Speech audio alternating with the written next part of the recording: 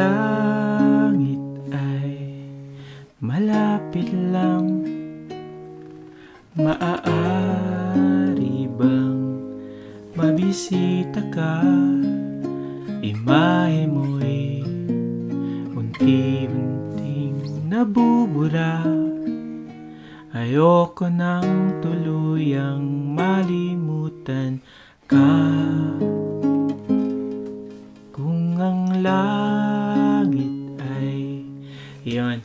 So, gusto kong i-share sa inyo guys tong song na to. Narinig ko siya kaninang umaga. Yung title niya is Langit by Dro Perez. Napakaganda nung song. It really touches my heart. Nung una ko siyang marinig kaninang umaga, naiyak talaga ako kasi naalala ko yung dad ko. My dad passed away 9 years ago. And nung marinig ko tong kantang to, talagang na-miss ko yung daddy ko. Sobrang naiyak ako. Ang tawag ko sa kanya Papsi. So, naalala ko yung mga pagsasama namin before. Tapos yung lyrics ng song, swak na swak talaga sa ano namin, yung pinagdaanan namin. Kaya nakarelate ako. So, gusto ko siyang i-share sa inyo para kung nakarelate din kayo sa song, matugtog nyo din siya sa gitara if you play the guitar.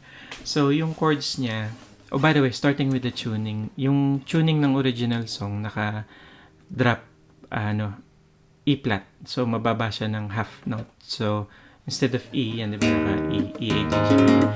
I-detune nyo lang siya ng kaunti, ng half note para maging E-flat yung tunog nito. So,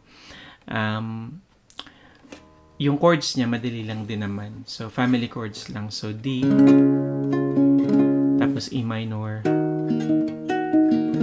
tapos A, tapos D, tapos passing chords ng C sharp to B minor, tapos A, tapos balik sa E minor, tapos mag-A ka, tapos D. Ayan. So, dun lang din yung umiikot-ikot yung chords. Actually, paulit-ulit lang din.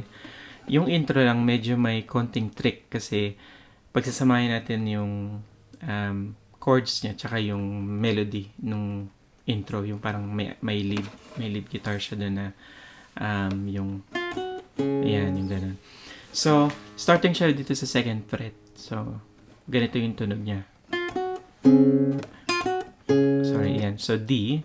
So, pwesto nyo lang yung fingers nyo ng, ito yung 3 string sa baba. Pinutin nyo lang lahat yan. Tapos, itong D sa second string. So, para kayo naka-form na din ganyan.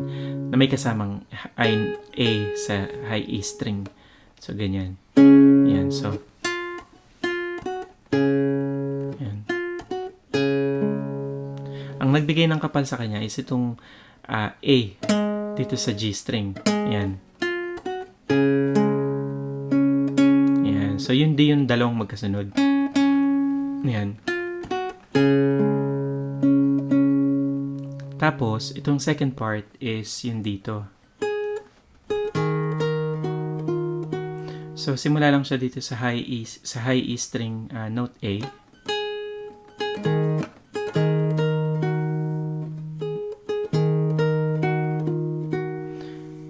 So, kasama niyang basis yung E. Yan. Tapos B. Tapos G. Tapos F sharp. Tapos G. Medyo hinihinaan ko lang sa part na to para may dynamic kasi melody siya pero yung nagpa-plucking yung pinaka narinig dun sa original na kanta. So, yeah. Parang ganun lang dapat siya.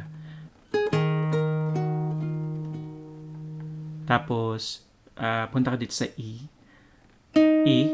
Tapos, F sharp. Tapos G. Yan. Tapos, naka-E pa din na, na bass. Tapos, bumalik lang. Tapos, D. Yan. Tapos, D ulit. Itong second string na D. Tapos, may kasamang A. Yan. Tapos usod ng isa. Tapos slide. Yan.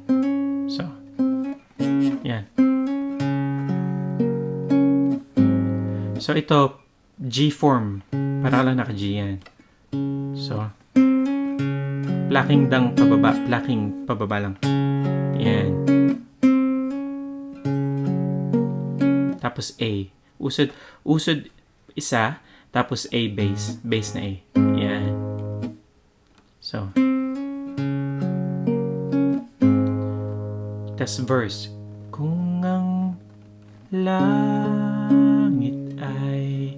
So, ang ginagawa ko dito, pwede mo siya kasing gawing fingerstyle na.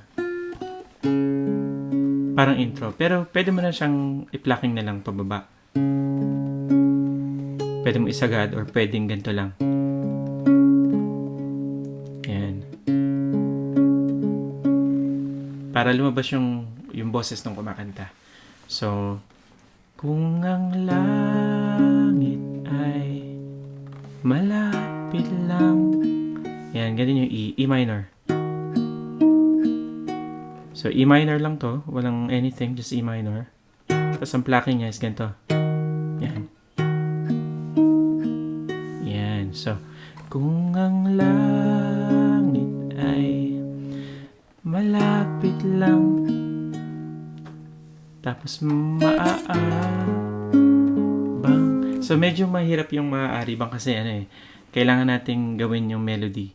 So, ang chords niya is A, pero ganito yung sa melody niya. Ito una mong pipindutin yung high E.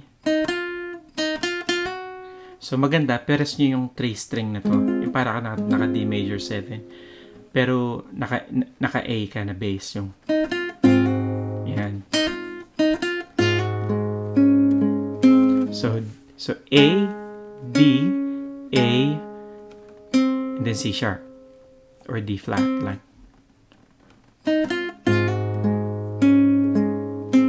Yan. Okay.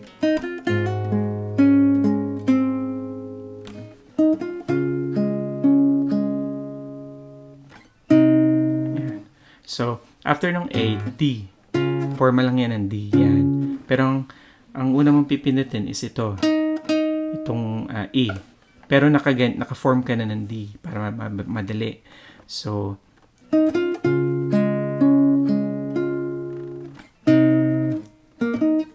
yeah, hold on. Yan. So,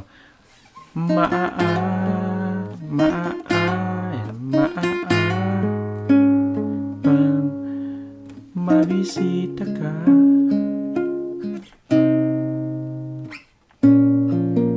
B minor. So, pababa lang yung B minor. Pababang plucking lang. So, isang bagsak ng A. Yan. Isang ganyan A. So, ulitin natin sa maaari bang. Maaari bang mabisita ka.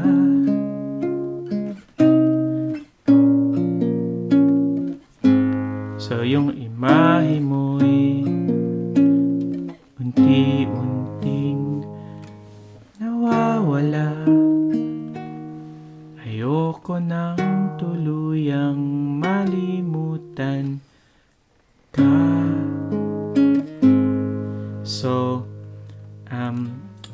punta ka sa E minor, tapos ginawa mo lang, tinanggal mo lang yung parang lang nag E minor 7.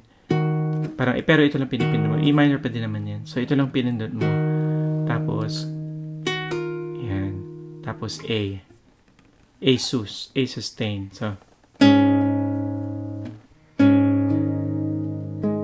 pag gaganyan mo na A, plucking ulit pababa.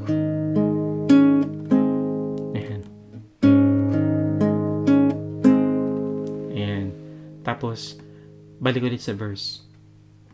Kung ang langit ay malapit lang. Ay, yung sumunod pala na verse na yun, sorry. Iba na yung plucking nun. Pero pareho pa din ng chords. Ang plucking lang niya ganito na. So, para ka lang naka-form ng ng C, inunsod mo lang, tapos lagyan mo ng bar. So, parang nakaganyan. So, or D. So, yan. So, parang plucking mo lang pababa 2 beses. So, kung ang langit lang. Yan. So, ginano mo lang siya. Pababa. Kung ang langit ay malapit lang. So, same plucking pa din sa E. So, pare-pareho lang yung chords niya simula huli hanggang matapos. Pero the way na ini-interpret yung mga chords, nag-iiba lang katulad nung bandang, I think, yung second stanza. I mean like, to the last stanza. Parang nagkaroon na siya ng mga pause. Parang, kung ang langit lay malapit lang. Pero pare-pareho lang din ng chords. So ayun lang. Sana nakatulong. Ang ganda ng song. So, hopefully, magkaroon ako ng chance to record the whole song. Pero, drop me a comment kung may question kayo. Thank you. See you guys.